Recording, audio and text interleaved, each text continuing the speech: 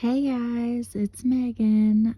So you can't see me because I'm going to be telling 3 scary stories, and the background is going to be black. So you're not going to be able to see my face, and later I'm going to put in a background. But for now, let's get into these stories.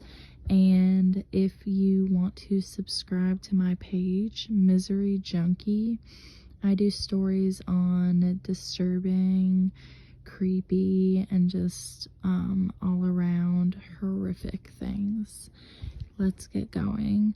So all of these stories are from Reddit, and this first story was written by his tag is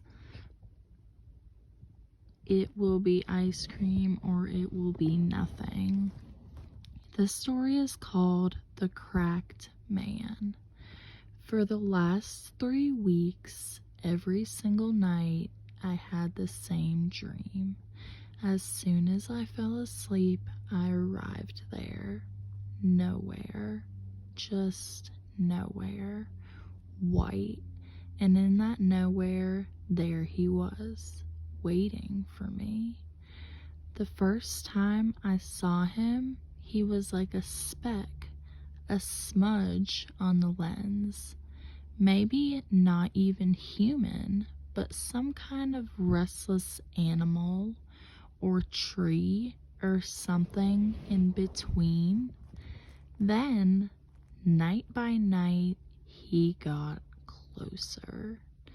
Each time I arrived back there, he had closed the distance just a little, but would move no closer once I was there.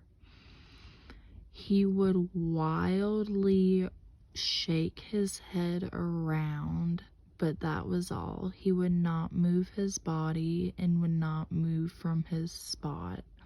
At this point, all I could see was a figure silhouetted against the blinding white nothing. He waved at me as if he were drowning or falling from a high building, but stationary, rooted to the ground. After a week or so, he had swum into view. I could make out a short man with long white arms and dark eyes. The waving seemed desperate, frustrated, maybe angry. One night he got close enough for me to see his face. His skin was dry, cracked, pulling itself to pieces over his skull like a jigsaw, a riverbed in drought. The next night I could see the whites of his eyes, such as they were. They bulged as he waved his arms in agony or frustration, but they weren't white, but black. The whole eyeball glossed black like a pool ball. His mouth writhed in his head like he was screaming, but I heard nothing.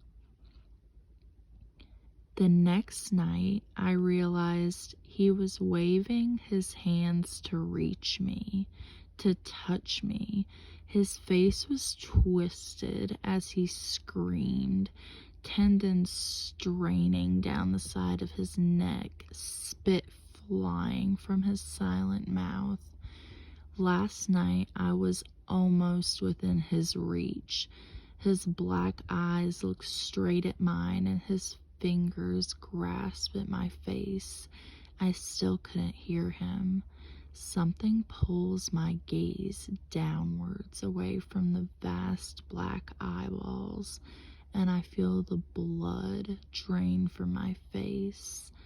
I realize that his arms aren't long at all, not relative to his size.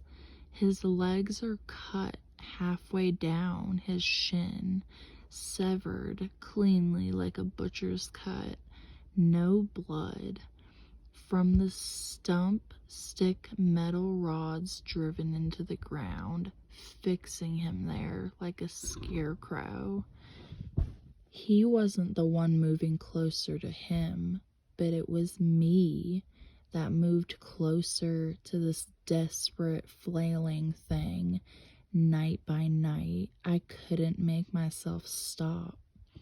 It's been more than 24 hours since I slept last. I know that the next time I arrive there, I'll be close enough for him to touch me, and I know for absolute certainty that once he does, I will be able to hear him. I know it with every fiber of myself. I don't want to know what he is saying. I can't know.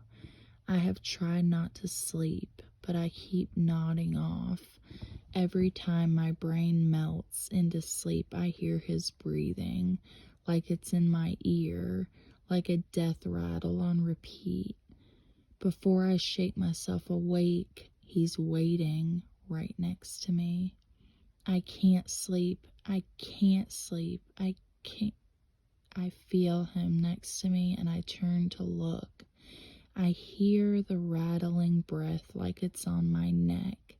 Something tells me to reach out for his hand, an emaciated claw, but when I do, he rips his hand away, evading me. He's not trying to touch me, but trying to keep me away. He doesn't want me there. He's still screaming, silent, blood-curdling screams. Silent. But I still hear that rattling breath. And that's when I realize two things in an instant with terror. That sound isn't coming from him. And in all of these weeks, I had never once looked behind me.